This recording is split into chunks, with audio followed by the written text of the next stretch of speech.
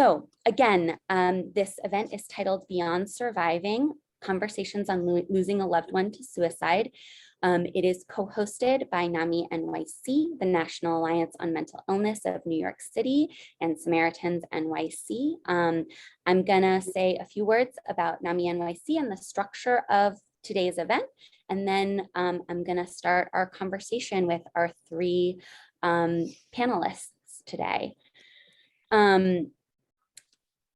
The National Alliance on Mental Illness of New York City is a grassroots mental health organization. Our mission is to provide support, education, and advocacy for individuals and families impacted by mental illness. So that means that we have free virtual classes and groups for people living with mental health issues and for anybody supporting someone who may be living with a mental health issue.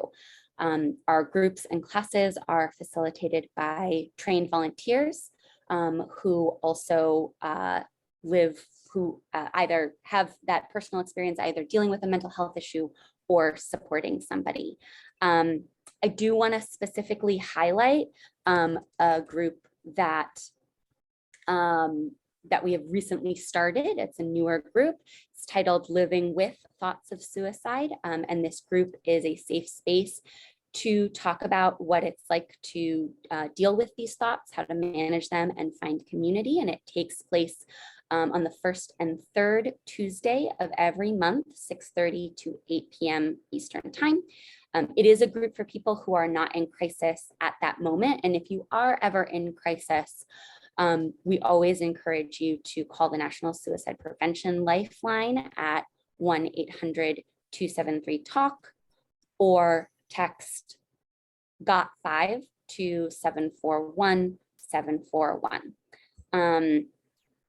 I could definitely say more, and in a moment I'm going to turn it over to Casey to just say a few words about Samaritans. But I do want to just set a framework for today's event. As you will have seen in the various emails that we sent out, we are not taking questions for the panelists during this event. For the sake of time and to allow our panelists to prepare, we have opted to have you all submit questions in advance. Thank you so much to everybody who submitted a question. I wish that we could address all of them, but we're really grateful to everybody who participated in the conversation in that way. And NAMI-NYC and Samaritans staff are available to, as we have been doing, share resources in the chat as we are going through and as we discuss. We do want to emphasize that we are somewhat limited in the direct support that we can provide in this particular format. So if a panelist shares something that resonates with you, or you want to share a struggle that or that brings up a struggle that you've also had, please feel free. We welcome you to put your experiences in the chat, and we welcome you all as audience members to provide support for each other in the chat. However, and we will provide a list of resources via email after the event, but we do ask you as audience members for two things. One is for you all to know you can step away from this event. You can step away from the screen at any time if you are getting overwhelmed. And two, to refrain from talking in the chat about the details of a loved one's death or your own suicidal ideation, if that is applicable to you. Those details are really important to process with support. We can't provide that support in this setting. So we just really hope that, if you're listening to this and you're struggling, you're able to use this conversation as a starting point to get that additional support that you really deserve. So I just wanted to sort of say a few words to start things off. I want to pass it to Casey to briefly introduce Samaritans, and then I'm going to turn it over to our speakers to introduce themselves. Whoops, sorry. Thank you, Clara. My name is Casey, as Clara said, and I'm here with Samaritans of New York City. We are part of the International Humanitarian Suicide Prevention Network, with over 400 centers in 40 countries. Samaritans actually started the world's first suicide hotline, and we've been providing support in New York City for over 40 years.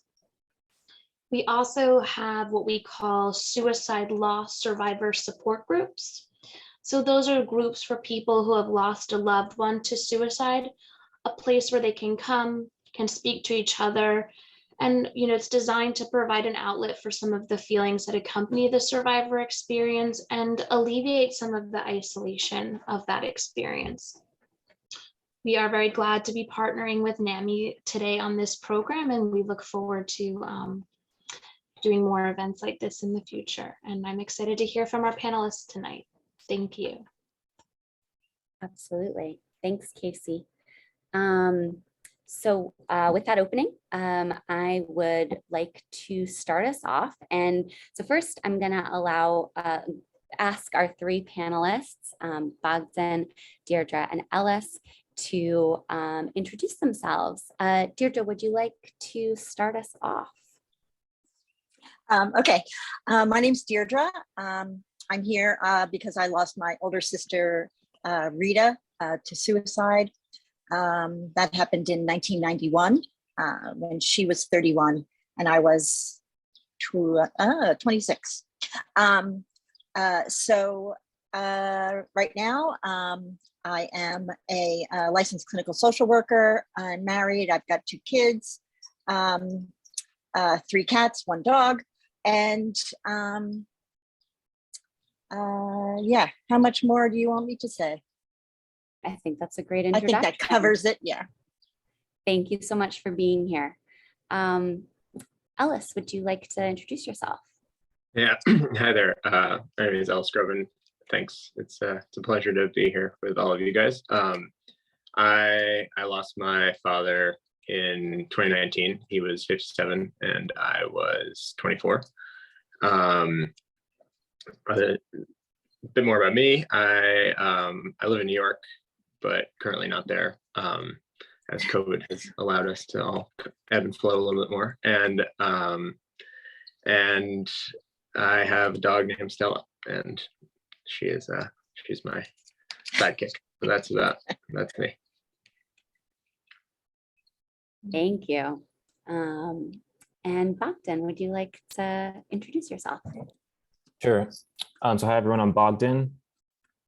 I'm echoing Ellis. Yeah, thank you for being here. I think that events like this are basically really important for the whole issue of suicide.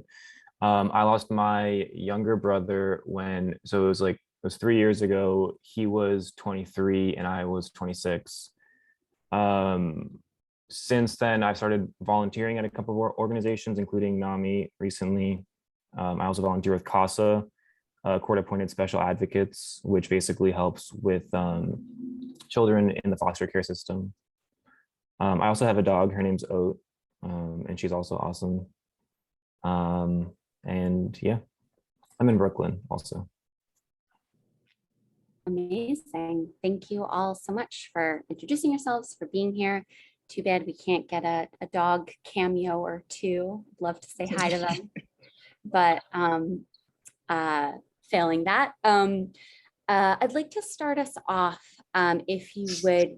We'd love for everyone to talk a little bit about the person that you lost, your relationship to them. You've already described when the loss happened, but we just to start us off, I think it's important for us to hear a little bit about who the person was to you and what your relationship was like with them. Bogdan, would you like to start us back off? We can go in reverse order. Sure, yeah. So my brother's name was Alex, and we grew up together, obviously. We were 3 years apart. So basically growing up, we were very close. We, spent like weekend mornings playing like video games on like our various gaming systems. I remember that like so clearly. He was basically an awesome human being. He loved working with children. He was a he was a public school teacher, and he loved working with them, especially underserved communities. So he was just really a good person. He was diagnosed with bipolar at the age of 18. And so that was really tough for us as well, but of course for him. And that was really tough for him. Basically, he spent like a lot of time since his 18th birthday, like in and out of psych wards. But yeah, I don't know. He really cared about everyone. And I feel like, I don't know, it was always refreshing to talk with him and connect with him, because sort of in the hustle and bustle of like everyday life, like you could just tell that he didn't care so much about like those kinds of things, like the unimportant things. And so, yeah, actually he got my partner and I this pillow like a few years ago, and like we still have it. He gave it to us as like a housewarming gift. And he loved animals, so you can tell. Like since he was a little kid, he was like obsessed. Like it was like dogs originally. When he was like 5 years old, he was always like, he knew everything about dogs. He was like researching them like through like his like teenage years. But yeah, so like we keep this next to our bed still. And actually it kind of looks like our dog. Even though like this isn't a dog, obviously, but it has her eyes, so it's actually pretty crazy. Yeah. Thanks, Bogdan. Thank you for sharing that. Ellis, same question for you. We would love to hear a little bit more about your, yeah, so my father's name is Richard Groban. He would have turned 60 this past Sunday. He was obviously my father, but our relationship changed quite a bit over the time in which he was alive. At the beginning, as when I was a kid, he was definitely more of a directing push towards how to succeed in life and find success in sports and education and then work. And then as we grew into our relationship together, he became more of a guiding light than a push in terms of our relationship turning into more of a friendship than father-son dynamic. I think there are plenty of people that I think would agree that he excelled in business, but it didn't stop there. There was a relentless pursuit for knowledge and success in everything he was interested about, whether it was skiing, art, reading, you name it. And while he was a little rough around the edges occasionally, when he would get fired up about one thing or another, I think that in general, the people he cared for and that he trusted and that he let into his life, he often cared about them more than he loved himself. So I think that resonated with those that were left. And at some sense, I think a lot of people wish that he would have provided himself the care that he provided to people in his network.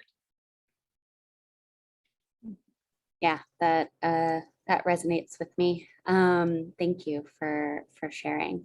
Deirdre. Okay, so my sister Rita was the oldest of 8 kids in our family. I was the fourth, I was the fourth. And to be honest, the sad part about this whole thing is that we really did not get along growing up. The 5 years between us, I mean, she might as well have been 45 when I was 10. It just seemed like she was so much older. We didn't really have anything in common. And to be honest, I was compared to her always, and I always came out as the problem child, and she was considered to be quite perfect. So that kind of got in the way of our relationship always. But what happened after I got out of college was it seemed like the age difference just kind of flattened, and we were, hanging out with similar people, going to, the same places. We both lived in Hoboken. So, it's unfortunate that period of our lives didn't last very long. Rita was, I wouldn't say she was perfect, but, she was pretty much a straight arrow, and she was very responsible. And, she graduated college in 4 years, like that's important. So she did have, a lot of things going for her. She was very successful. She was the vice president of a bank. And I remember she told us she was the youngest female vice president that they ever had. I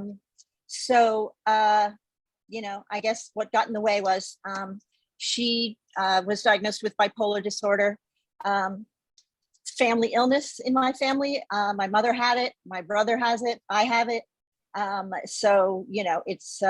It's very common. And unfortunately, all of us seem to have chosen to self-medicate with alcohol. So that's really what kind of, I think, led to her suicide, because even though she was a good, she was a good girl, she went to her doctor, she went to her therapist, she did all the right things, except she was continuing to drink even though she was on medication, and that just, in the end, did not work out. Thank you. Thank you. Thank you all for sharing. I think it's really important and valuable to remember people. I think can be hard, and also I appreciate hearing about the people who have been important to each of you. I'd love to talk, we're talking about loss, we're talking about grief. And I want to talk a little bit about how things have changed for you over time. You each sort of specified when your loss occurred, and for Deirdre, for you, it's been many years, and Budson and Ellis, for you all, it's been not as much time, but that doesn't necessarily matter a huge amount. So I would just love to hear how have things changed over time for you since this loss occurred.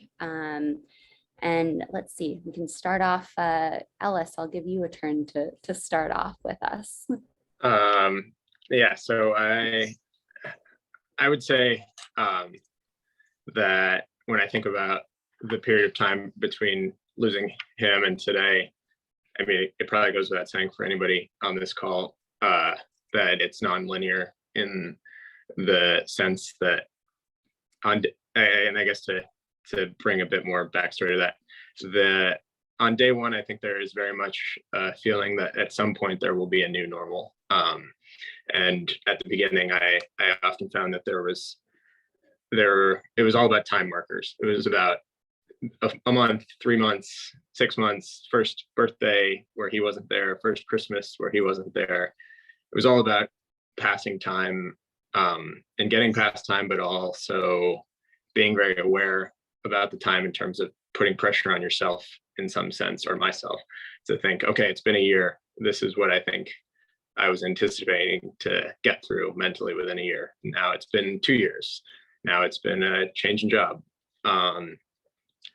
That continued for quite a while, and I would say that during that process there was a very strong divide between where he ended and I began, especially as an only child and taking over things that he left behind.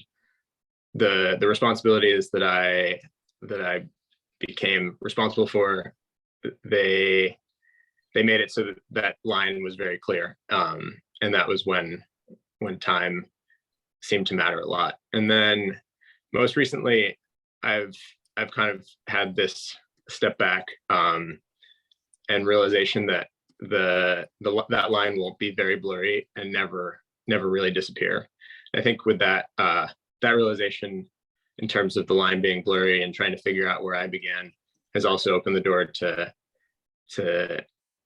seeing him in my current life in a way that's not having had him end, but more, what would he encourage? What would he discourage? How would he be there for me? And kind of finding some hope in my own life through those thoughts. And the only thing I would say to finish there is that my experience has been that after you move through it, being very daily grief, and being very aware of the time that's passing, when you move into the next, that I think maybe is now for me, which that is a little less intense on the daily, but at some point when it does hit, the moments of sadness or anger tend to be much more intense, but less frequent, to put simply. So that's kind of, I think, how things have sort of changed for me. As you say, it hasn't been the longest period of time for me or Bogdan, but that's been my experience. Thank you for sharing that. Let's see, Bogdan, would you like to kind of address this question? Sure, yeah.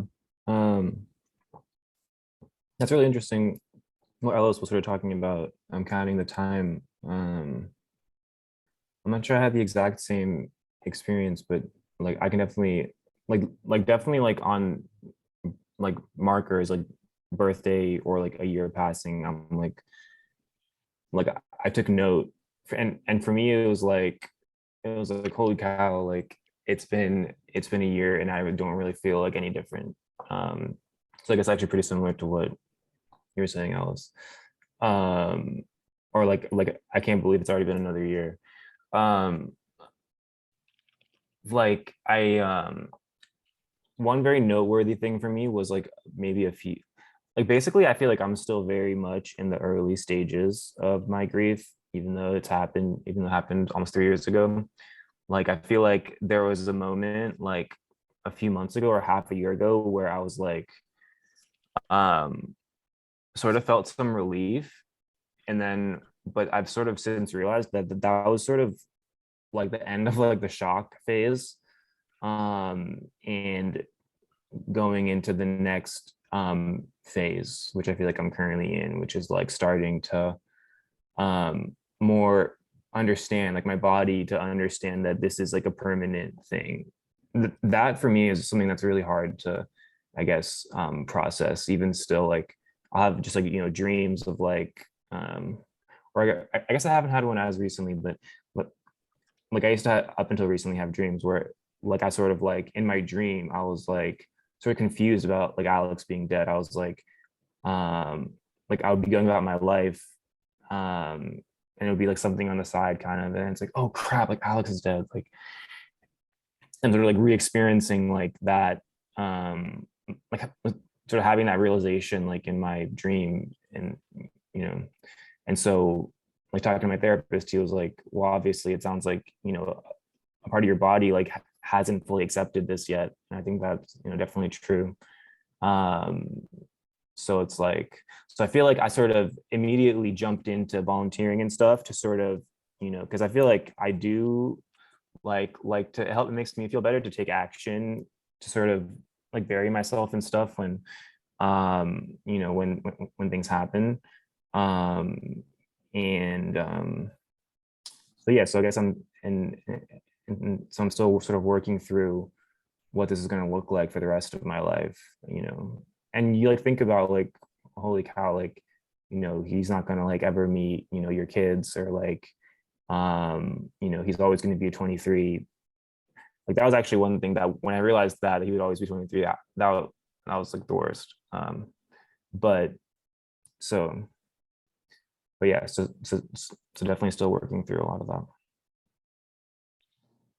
Yeah, absolutely. Thank you for sharing so much of that kind of process and back and forth with us.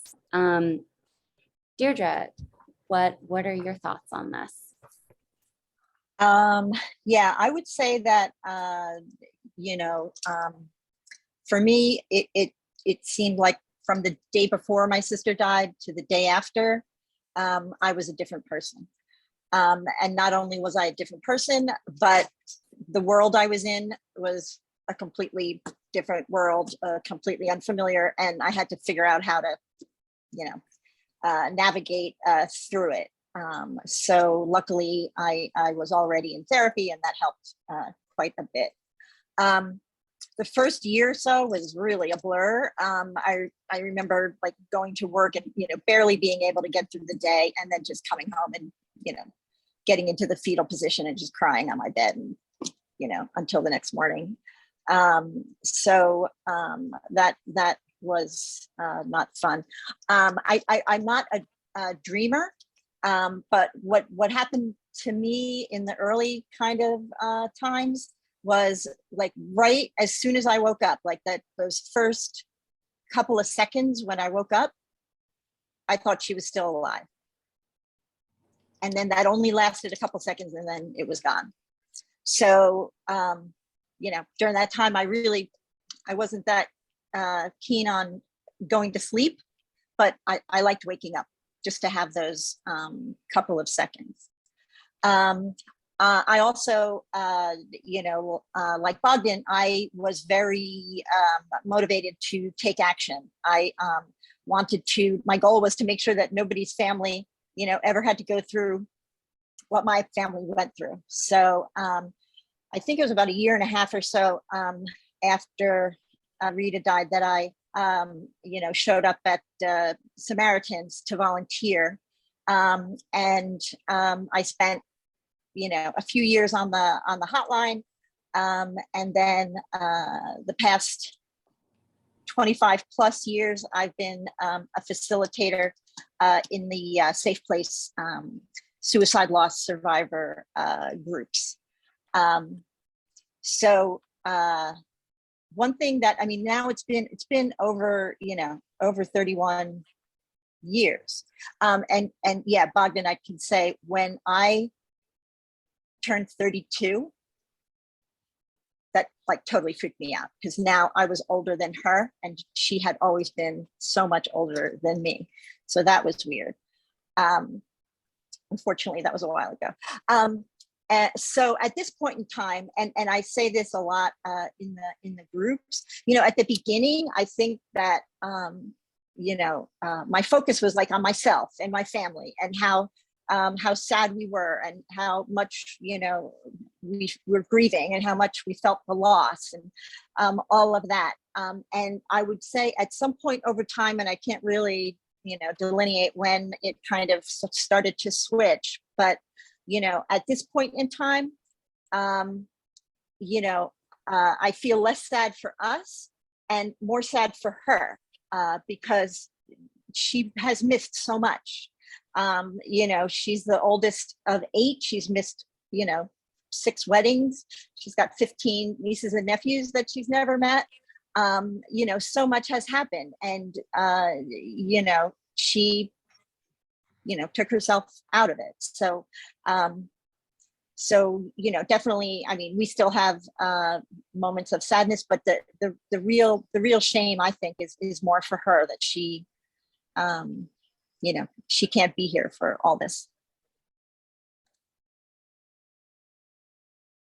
Yeah, yeah, that makes a lot of sense. Thank you all for sharing. I know there are, from the questions that we got, I know there are a number of folks that are not necessarily grieving a loss themselves, but who have someone in their life who has lost someone or supporting someone. And so I'd love to hear, I mean, both for the sake of folks that may be trying to support someone, and also just more generally, what was helpful for you in that process, either, you know, directly afterwards, years afterwards? What was helpful and what was not helpful? Maybe Deirdre, would you like to start us off? I see you nodding. I nod a lot. So yeah, I mean, one of the coincidental things in my story is that my sister died just 3 weeks after I got engaged. And my wedding was like a little over a year after her death. And needless to say, I was not a typical bride, all gung-ho and excited about doing all the bride-to-be types of things. And just, speaking about someone who helped, the thing that really sticks out for me is there was one day I was sitting at work and my friend Patty called me. And she was like, all right, tell your boss you're taking next Tuesday off. And I was like, oh, okay, why am I doing that? And she's like, we're going to Kleinfeld's and we're buying your wedding dress. I was like, okay.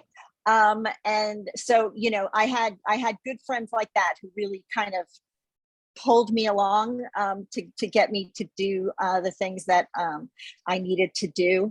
And, for that, I'll never forget that. So. I actually really resonate with that. Yeah. If I can speak out, yeah, Please. okay.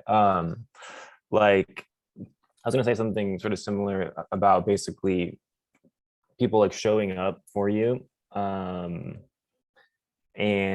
yeah, like my a close friend, he flew out from LA for the funeral, and it was in DC. And that was much needed. And it was something that I wouldn't have asked him to do, but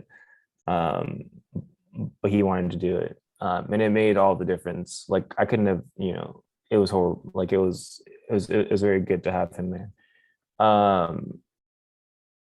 And yeah, I guess just similarly, people just, showing up, showing that they care, even like a text from someone who's like, you haven't talked to in a long time, or a phone call, or stuff like that. I was gonna say something else, but I forgot. But yeah. Yeah, it sounds like a big piece of it was sort of people doing things without being asked, Yeah. saying, which of course, I'm sure that if you had said, no, like don't fly out, I don't want anybody there, or Deirdre, if you had said, no, I don't want to do this, they would have said, okay, sure. But just you don't know my friend Patty. I see. But yeah, it just seems like that sort of not waiting to be asked, but offering something instead of making you do the work of figuring out what you needed. Sounds like a thing. Ellis, I'd love to hear your. Yeah, I completely agree with what the others said. The only thing I would add, or maybe say just in a slightly different light, is that the biggest things for me were when people showed up after the fact, and at times where you were not being reached out to by anybody else. There's definitely a period at which you stop getting the nice texts or the emails, and the people that would reach out after that, I was always very touched by, because I think for the most part, those tend to be intentionally left for a few weeks later, because I think if you've been through some type of pain, the wave of support and then the crash thereafter.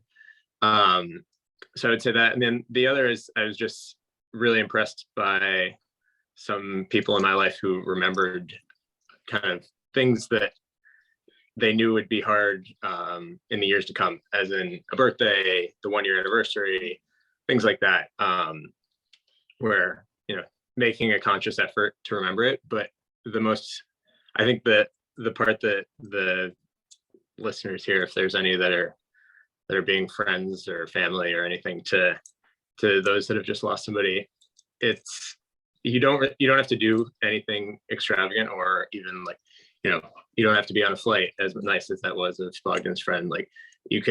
My girlfriend, who's wonderful, brought a dog toy over for my dog, and like I didn't even realize what was going on, but it made me smile to see the dog happy, and that distracted me from the 1-year anniversary. Little things like that where you're not even aware that somebody's doing something for you until after the fact, and they can cost zero and be implemented almost sneakily. Those mean a lot. Yeah, totally. Yeah, I think like there's also like other things like that are probably dependent on the person. So probably takes like knowing the person, because I'm sure some things make some people feel better and some things make other people feel better versus worse. Like for me, it always helped to talk about it in a like I think I'm always just in general, like my friends will tell you like I just talking about anything and just like getting to the heart of stuff always. So it was more helpful for me when my friends, there was one point when my friend sort of crossed the bridge from not really knowing what to say, like when I would bring it up, to sort of starting to engage in the conversation and actually, I can't remember exactly what it was, but sort of having like an actual like response to what I was saying and asking questions, and having more of an open dialogue about it, which I really appreciated. And I told him that, and he appreciated that I told him that, and he mentioned that he didn't know what to do in those cases, and so he was glad like that I had let him know that I appreciated that. And then so I think similarly, like I don't know how it is for you guys, Ellis and Deirdre, like if it's like maybe different, like if some people, I don't know, maybe don't want to talk about it as much at certain points. It's probably about like feeling out, how the person's feeling, stuff like that. Yeah, I actually think that's a kind of a nice segue into another question that I have, which is, what was your experience either with feeling pressure not to speak about it, or conversely, feeling pressure to speak about it in a way that, you weren't necessarily comfortable with? I feel like Bogdan, you spoke about this a little bit, but Ellis or Deirdre, if you have thoughts on that, I would be curious to hear them. Yeah, I would say that I never really had a strong adversity to speaking about it. The only thing that I did notice over time was that I was more comfortable speaking about it to people I didn't know at all than people I did know. And I have come to realize, I think that maybe is a little bit more common, but it's kind of a funny contrast. There's people that I interact with on a nearly daily basis for either work or other things in my life that have absolutely no idea about this part of my life. And then here I am on a panel with, a lot of people listening that now know this. So that is still something I'm not sure I even really can figure out, but I think that, I know we maybe touch on this later, but that it's probably part of the stigma more than it's part of how I approach being willing to speak about it or not. And the only other thing I would say about speaking about my father and his death is that I just really prefer to do it in scenarios where I have complete control over the narrative. And I think it's, for some reason, it's sort of self-protection, but it's also protecting him a bit. And I think that's why it's actually easier to speak to people that never knew him, because then it's a story. It's not a personality that they're trying to map alongside you. So Bogdan, it sounds like you're lucky to have a friend that wants to be part of the conversation and also like play both sides of it, but I'm sure probably doesn't push back on having a completely different opinion to what the struggles were. I think when you involve people that are really close to you, that knew them, that's when speaking publicly about it can get a little interesting. So long way of saying it, I am more than happy to speak openly about it, so long as that I am maybe at some level helping other people process their grief. If it's for other people to have commentary about my own, then I'm not so interested. Yeah, that makes a lot of sense. Deirdre, I'm curious if you've got Yeah, in my case, very early on, really even before I was formulating thoughts about whether I was going to talk about it with people or not, the decision was kind of made for me because the newspaper in our town put it in the police blotter with my sister's full name. I think they even had her address, and that it was a suicide. And again, I come from a big family and we lived in a small town, so everybody knew us. So everybody knew. So there was, no point in, pretending it was something else. But I think in the end, I think that worked out because, I did over time, feel that this was my little bit that I could do about, fighting the stigma, was, talking openly about it and about, what happened and her and our family and everything else. So, and it really got to the point where I was more comfortable talking about it often than the people who I was talking to. And I got good at kind of noticing when I was talking a little bit too much and they were getting a little squirmy and not that comfortable. And then I would hold back. But I have always, I just feel that it's really, for me, it's the best. It's been the best thing to just talk openly about it. And people, that I barely knew, or people that I work with, like not that closely. If I mention it, like so many times, I've had people say, "Oh, well, yeah, my sister, died by suicide too, or my father, or my." So, and these are things that I never would have heard unless I had brought it up. So. Yeah, I think there definitely is an effect of being very open about something that encourages other folks to share if it's something that's applicable. I feel like, yeah. Or just to add to that, I feel like, yeah, like adding on to like what you mentioned about Deirdre, people being like squirmy, that always like makes me like uncomfortable. Like I have this like, I don't know, kind of like I'm like a monster or something. Like I have this like way to like, I don't know, make people so like freaking uncomfortable, and it makes me uncomfortable.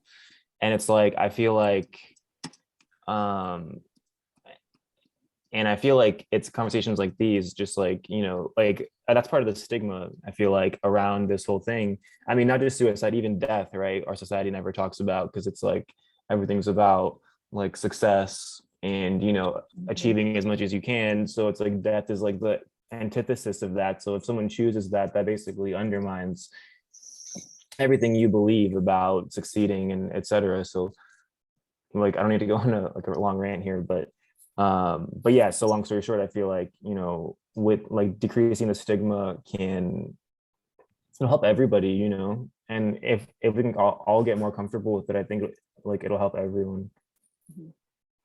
Absolutely. I actually think that is a really good sort of segue into one of the questions that we got submitted from the audience, which was about the differences between this kind of loss and other sudden losses. So the question was, if you've experienced another sudden loss of a loved one, how has your loss to suicide been different or similar, or similar? I'd love to hear. I don't know if you can all speak to that, but if anybody, Deirdre, I know you can. If you'd like to start us off. Yeah, my situation is that almost a year to the day before my sister died, my mother died of a sudden brain aneurysm. Just very quick. She was just gone, totally unexpected. She was 55. So, again, big family, small town, a great big showing of, people at the funeral, at the wakes and all that kind of stuff. And people were very always, trying to make sure that my father was okay, that he just lost his wife, and, just lots of, all the casseroles and all that kind of stuff that go with that. And then, a year later, and, I will say that I think the timing of my sister's death is very much related to the anniversary of my mother's death. But so a year later with my sister's suicide, I mean, we still had, we had a lot of support, it's not like we were left alone. But, there were just certain people that weren't there, who were there the year before for my mom, and people who you would have expected. And, I was, I was in my mid-20s. I was still in that, kind of mode of, going out and things like that. And I learned that, some of my party friends were not necessarily good friends, because they were nowhere to be seen after my sister died. And I actually, just on that note, I have to say that it took me a while, but I did get to the point where I could accept people's inability to really deal with someone's suicide. At the beginning, I would get very angry, that they weren't reaching out or whatever.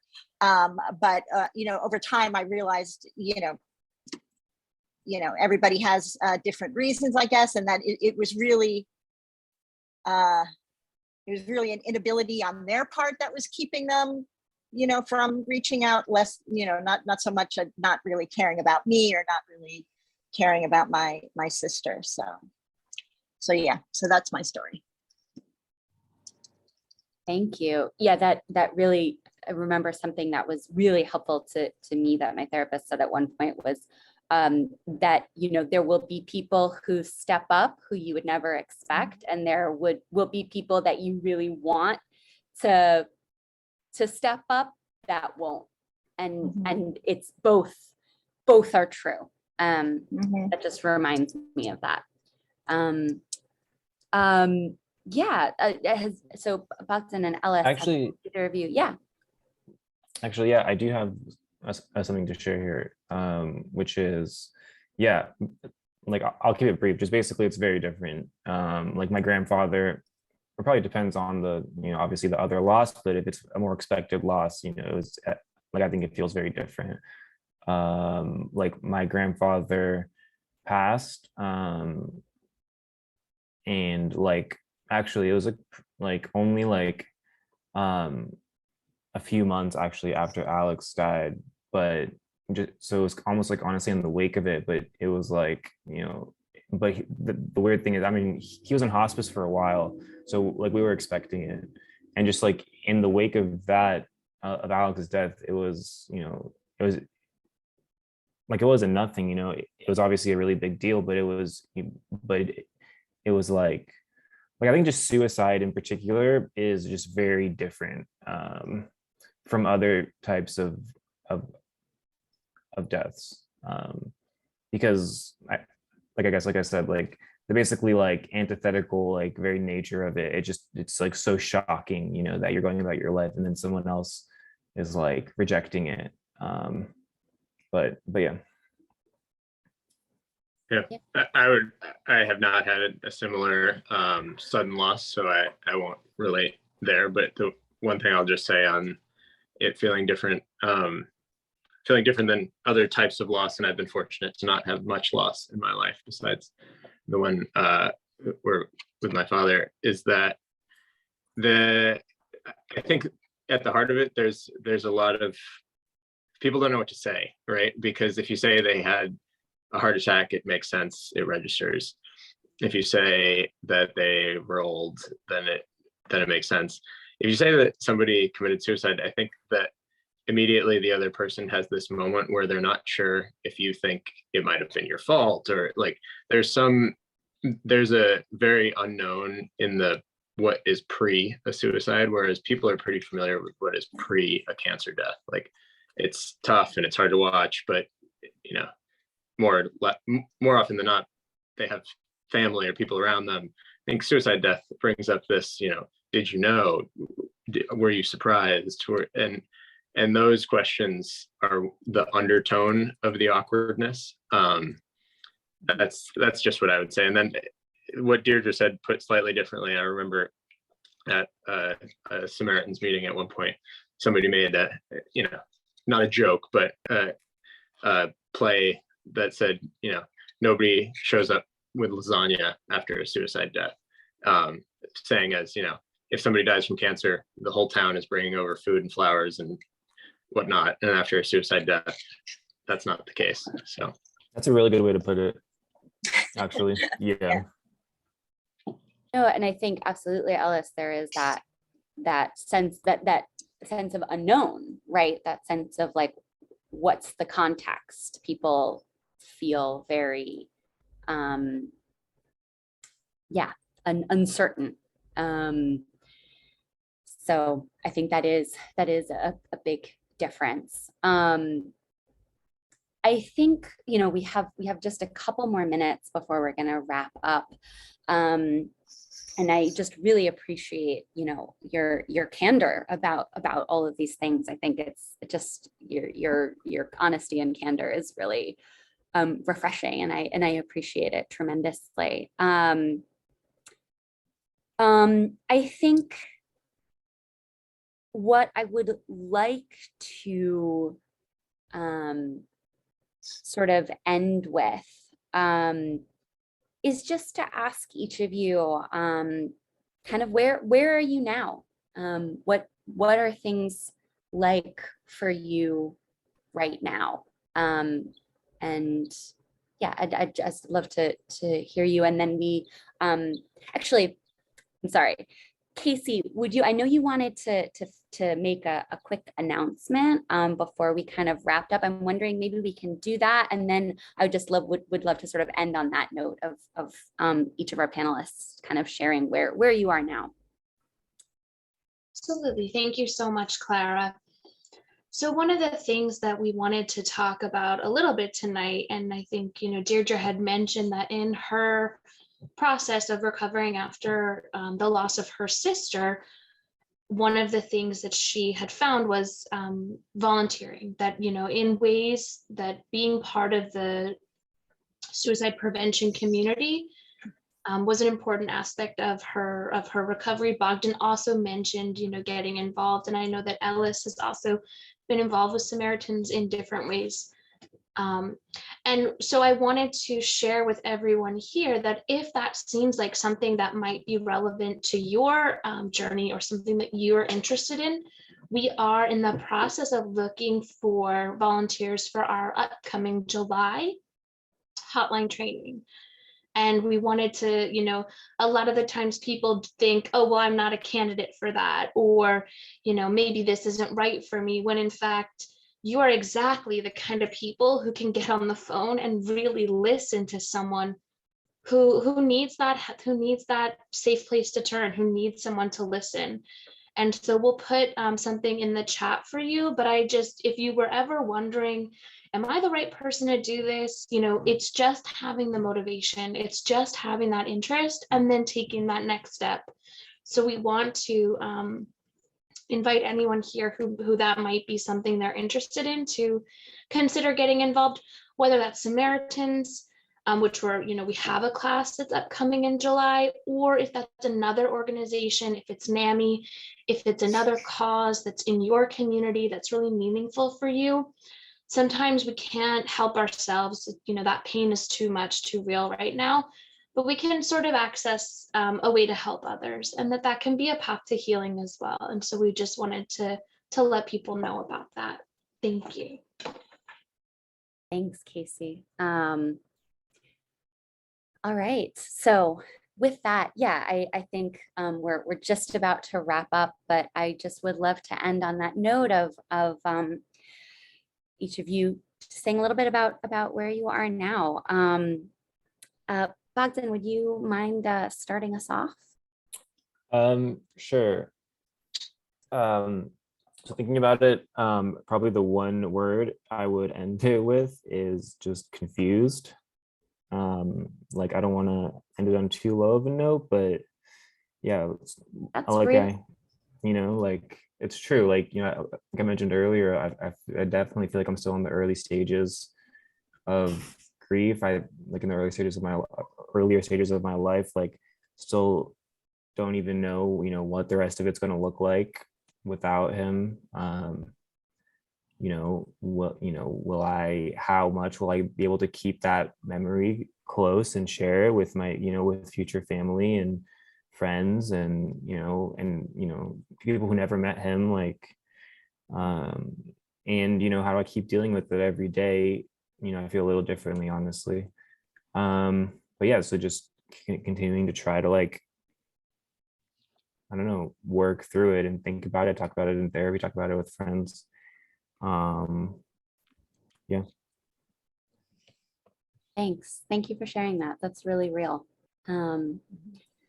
Deirdre, would you be willing to sort of share where you are?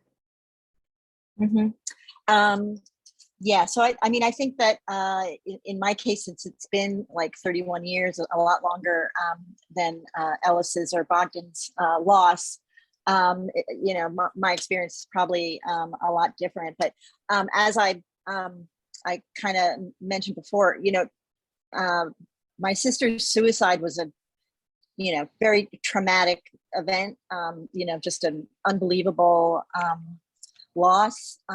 And, you know, but at the same time, you know, it was also a life-changing event for me. Like I said, I wasn't the same person before or after. And right now, I'm not going to say that, you know, I'm a worse person or any less of a person. I actually think I've grown a lot from this. I value my relationships much more than I ever did before. I think I'm far more mature. I was a very immature 26-year-old. And I'm, you know, much more understanding and empathic. And, you know, on top of all that, you know, I, as I said earlier, I'm a licensed clinical social worker, which I was not at the time of my sister's death. I was in banking. And so, you know, series of events, my sister dies, I go on a mission to, you know, stop suicide and go to Samaritans and, you know, get on the hotline and do the support groups. And, you know, after, you know, just a couple of years of doing that, you know, I realized that I got a lot more meaning out of the, you know, however many hours a week I was volunteering than I did from my day job. Even though my day job wasn't bad, it was actually, you know, quite fun. And, you know, so then I made the choice to change my profession and go back to school, go to social work school. And, you know, here I am today. So that's about that. Here you are. Ellis, would you like to close us out? Yeah, for sure. I guess I would say that it would be my great regret if anyone left this call thinking that where the three of us are is where they should be or should have been or look forward to being. I think in a very tough and undesirable way, you know, losing somebody from suicide is kind of like, you know, welcome to the club that you didn't wish to join, and you can't leave. And to the extent everybody goes through their own process of grieving and processing it and growing, as Deirdre said, I don't think anyone does it the same way. And I think sometimes hearing from people that are a bit further on in their journey with it can be incredibly helpful, but also I hope it doesn't instill any desire to skip steps, because at the end of the day, whatever you go through is what you need to go through for yourself. And skipping a step to, oh, that's what it would be like to be a year past and I maybe could get out of bed more.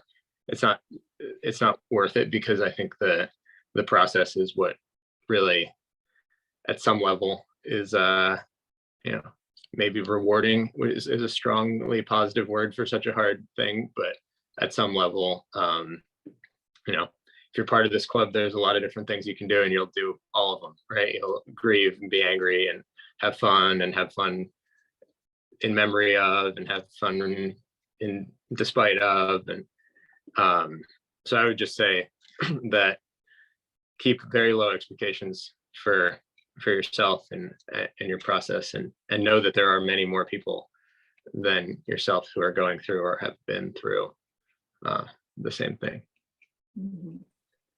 Yeah, thank you so much. I think that's a lovely note to end on.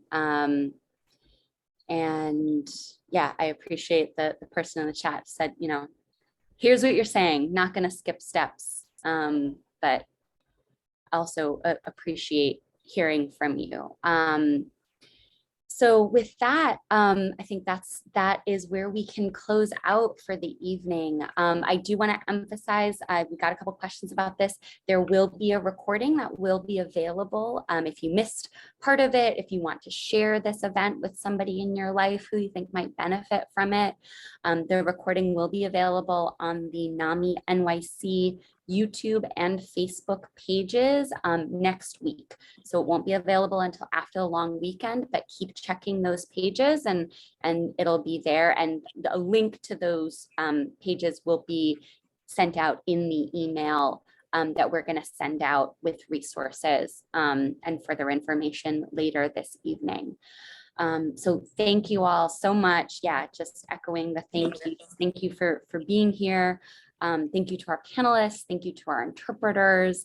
Casey, of course, thank you so much. And thank you all for coming out to share this discussion with us. We wish you all the best and all good things. Yes, Thanks, thank you. everybody. Thank you, for having us.